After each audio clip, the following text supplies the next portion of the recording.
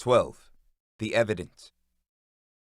Most of the witnesses are specifically aimed at either one brother or the other. Very few are aimed at both. Attorneys James Feinberg and Drew Findling in a September 2007 court filing. On an early August morning in 2007, a fleet of bulldozers rolled through the desolate streets that once encompassed the rowdiest nightlife district Atlanta had ever known, and the most poorly placed. The 24 bars in Buckhead Village had long been at odds with the Blue Bloods, who wielded the real power in the neighborhood. In the end, the Blue Bloods won. A mall developer from the suburbs swooped in and bought every last property in Buckhead's village's 8-block radius. The once legendary nightclubs Tongue and Groove, World Bar, Mako's, and Chaos were reduced to a pile of bricks. And Atlanta, a city tirelessly committed to reinventing itself, was smitten with what the 7-acre plot would one day become. A Rodeo Drive-styled shopping mecca would rise from the rubble. The raucous celebrity playground would fade from memory, and the crime scene where Big Meech unwittingly stepped into the public spotlight would disappear forever. Buckhead had been Meech's primary stomping ground.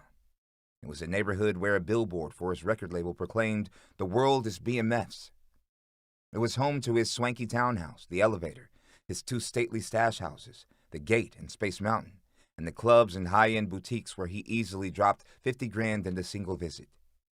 It was where he took a bullet during a gun battle behind Club Chaos, setting into motion a sputtering police investigation and cementing Buckhead's reputation as a destination as dangerous as it was glamorous.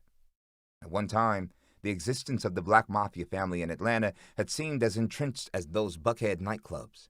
Then suddenly everything changed.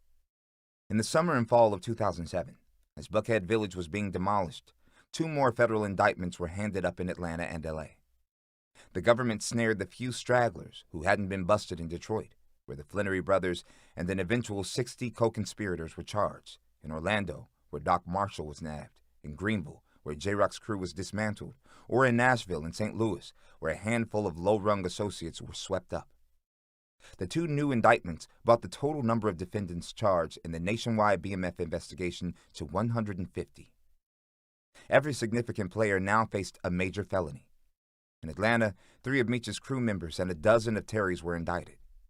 The most noteworthy on Terry's side was Daryl Papa Taylor, a BMF cocaine courier and the first cousin of Sean P. Diddy Combs. On Meech's side, the indictment charged his third-in-command, Fleming L. Daniels, who had already been indicted for the Velvet Room murder in a separate state case. Duron D. Shot Hall, a drug associate of Meech's who popped up on the feds' radar after he boarded a private jet with the Kingpin and Barima Blue Da Vinci McKnight, the beloved rapper on whom Meech had pinned his hope for mainstream success. Blue had been running Meech's floundering record label in the 2 years that the boss was locked up. Now that Blue was indicted too, the label was done for. Yet despite putting an end to BMF's hip-hop aspirations, the indictment was a blessing for Blue. It squashed speculation that he'd been spared by the feds because he'd broken ranks and snitched on Big Meech. In fact, after the indictment was filed, Blue gave his street rep a boost by becoming a fugitive. Even after the U.S. Marshals tracked him down 5 months later in Las Vegas, Blue adhered to the code of silence espoused by Meech, at least for a while. It would seem that with the Atlanta and L.A. indictments, BMF's forced departure from the drug trade would have left a power vacuum in the cities where the crew dominated the cocaine trade. But that wasn't the case in Atlanta, BMF's largest market. Meech and Terry's organizations were responsible for the vast majority of coke that landed on Atlanta streets. From the $10 crack rocks hawked on Boulevard to the $100 grams of powder passed around the most posh of clubs, the lineage of most of Atlanta's cocaine was just a few steps removed from Meech or Terry's stash houses. Yet, with Atlanta's main cocaine supplier knocked out, there was little in the way of a drug war waged for the territory. In fact, the mid-level dealers who'd relied on BMF were, by the summer of 2007, enjoying an unprecedented heyday. Following the police shooting the year before of 92-year-old Katherine Johnston, Atlanta's narcotics unit had been disbanded, and it had yet to be reassembled. As a result, many of the dealers who'd once feared the APD's heat had little to worry about. In the absence of a narcotics squad, the dealers could relax. Their drug houses, which were a notch or two closer to the streets than BMF's cocaine warehouses, were practically warrant-proof. In the 6 months leading up to the narcotics unit's dissolution, the APD had served nearly 200 search warrants on the dealers' suspected drug houses. In nearly the same time period after the Johnston shooting, only 14 drug house warrants were served. By the summer of 2007, the number sank to a measly 1. Do they know we're not doing the enforcement we were before? Yes, they do. Deputy Chief Carlos Banda told the Atlanta Journal-Constitution in the summer of 2007. The drug dealers aren't that stupid. In addition to the carte blanche handed to Atlanta's mid-level dealers, the problem of finding a new supplier was easily solved. Since at least 2000, an organization that was far bigger than BMF had been putting down roots in the city. As had long been the case on the West Coast, in Texas, and in certain pockets of the East, Mexican cartels were infiltrating Atlanta. The predominant cartel in Atlanta was the Federation, a crew that originated in the coastal state of Sinaloa, called the Sicily of Mexico because of its concentration of crime bosses. Mexican cartels already imported 90% of the cocaine sold in the United States, including the tens of thousands of kilos BMF moved. At its height, BMF had distributed several thousand kilos a month, but compared with the Mexican cartels, a couple thousand keys was nothing. One of the cartels in Atlanta had 16,000 kilos seized. The feds also accumulated $22 million of the cartel's cash, setting a record for the amount of drug money confiscated from a single crew in the city. As one federal officer put it, the Mexican cartels could wipe their feet on BMF. In the end, the dismantling of the Black Mafia family in Atlanta was merely the eradication of the middleman, an opportunity for Mexican cocaine importers to extend their ever-expanding reach. The situation was a bit different in Detroit, BMF's second largest distribution hub. In the Flannery's hometown, BMF as a brand had trickled further down the food chain to mid-level and street-level dealers who claimed allegiance to the crew. Those dealers held the same positions that Meech and Terry occupied more than a decade earlier. Atlanta had known BMF only as the city's top players. Thus, Atlanta's low-tier guys, while in awe of the BMF, had less personal connection to the crew. The young Detroit dealers clashed over who would step into the Flannery's void. It stood to reason that every Detroit dealer aspired to be the next Big Meech or Southwest T, but the battle to succeed BMF's top players was messy and unorganized.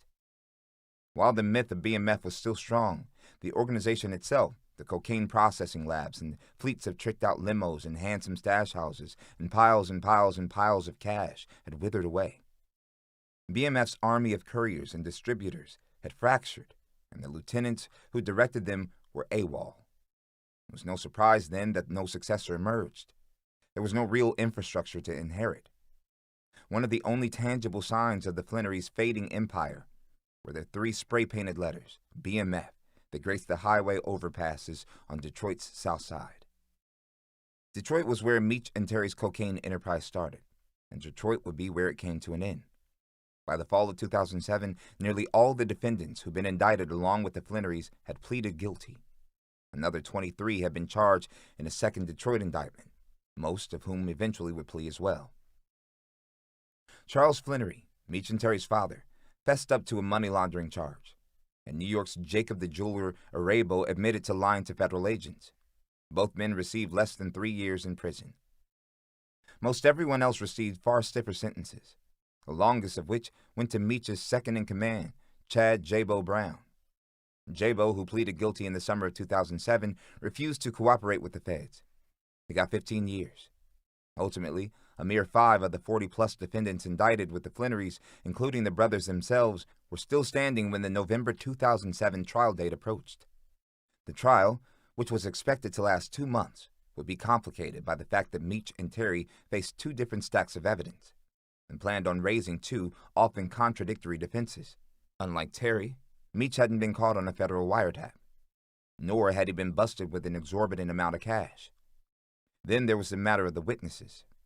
Most of the witnesses are specifically aimed at either one brother or the other, Meech's attorney wrote in a document filed weeks before the trial, and very few are aimed at both. In fact, most of the witnesses that have been identified will be testifying against only one of the brothers. Judging from what had been divulged in the discovery phase of the case, witnesses against Terry were stacking up, and that didn't bode well for him.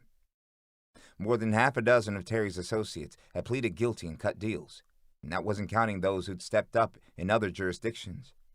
Most significant, Terry's second and third in command, Eric Slim Bivens and Arnold A.R. Boyd, both agreed to take the stand against their former boss. So did a minimum of 5 of Terry's drivers, distributors, and money launderers. But of everyone who agreed to cooperate, none, aside from Doc Marshall, appeared to have any substantial dirt on Meech. Jabo, one of the few people under indictment who could provide real insight into Meech's operation, held his tongue. Ill would do the same. Yet there was still one defendant who could nail the feds' case against Meech. He hadn't cooperated yet, but he might find it worth his while. After all, he had more animosity toward Meech than anyone did. He also had more to gain than any of the other defendants, seeing as how he was facing a mandatory life sentence. By turning on his brother, Terry could save himself. At the time, Meech didn't know about the feds' attempts to turn Terry against him. In fact, there was much that Meech and his attorneys didn't know about the government's case. Prosecutors successfully relied on a federal law that allows witnesses' statements and identities to remain a secret until the very eve of their testimony.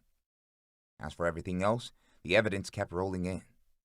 Less than 2 months before the trial, the government introduced a heap of new discovery. 800 pages of documents, 500 pages of photographs, and 33 CDs of taped phone calls that both Meech and Terry made from jail. Meech's attorneys began sifting through the last round of what, in the end, amounted to a total 14,000 pages of discovery. It was the last step in a case for which the lawyers had spent 2 years preparing.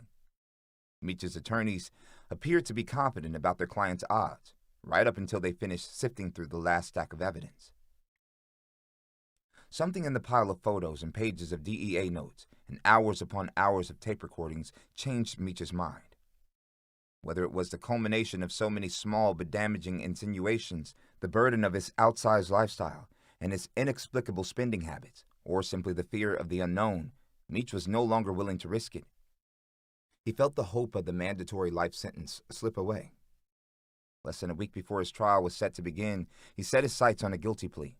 Only later would he learn that the government had tried to convince Terry to testify against him, and that Terry had refused. By pleading guilty, Meech knew there was a good chance that he'd receive the sentence recommended by the feds, 30 years. Yet he held out hope that the judge would go as low as 20. Perhaps out of appreciation for sparing the government the time and expense of such a complicated trial. It was a calculated risk on Meech's part, but a worthwhile one. And he wanted to convince Terry that he should do the same. The week before the trial, Meech's lawyers made an unusual though compelling request to the judge. They asked that the Flannery brothers be allowed to meet face to face. Meech wanted to talk Terry into pleading guilty. The judge agreed to meeting, which would take place at the federal courthouse in downtown Detroit. It would be the first time the brothers spoke in nearly 3 years. If all went according to plan, Terry would accept the same deal as Meech. But once the brothers were in the same room, it wouldn't be so simple as that. Apparently, Meech overestimated his diplomatic skills. Terry didn't take too kindly to his big brother's advice that he cop a plea. The peace talk quickly devolved into a shouting match. As Assistant U.S. Attorney Dawn Eisen later would say, the meeting between the Flannery brothers was disastrous. Meech's attorneys agreed with her characterization, but they also believed Meech planted a seed in Terry's head. Following morning, Terry would stand before the judge and say he wasn't interested in pleading guilty. He was ready to go to trial. After he was escorted out of the courtroom, however, Terry would have second thoughts. He would ask to be allowed back in the courtroom. Like his brother before him, he would reach the conclusion that his best path was the one of least resistance. For Meech, pleading guilty was easier. On the afternoon of November 19, 2007, he was led, shackled and smiling, down a long linoleum-tiled hallway. He passed through a set of double doors and was steered toward the defendant's table. The marshals uncuffed him, and he slid into a chair. He glanced over his shoulder at the near-empty courtroom and paused on 2 familiar faces, Charles and Lucille.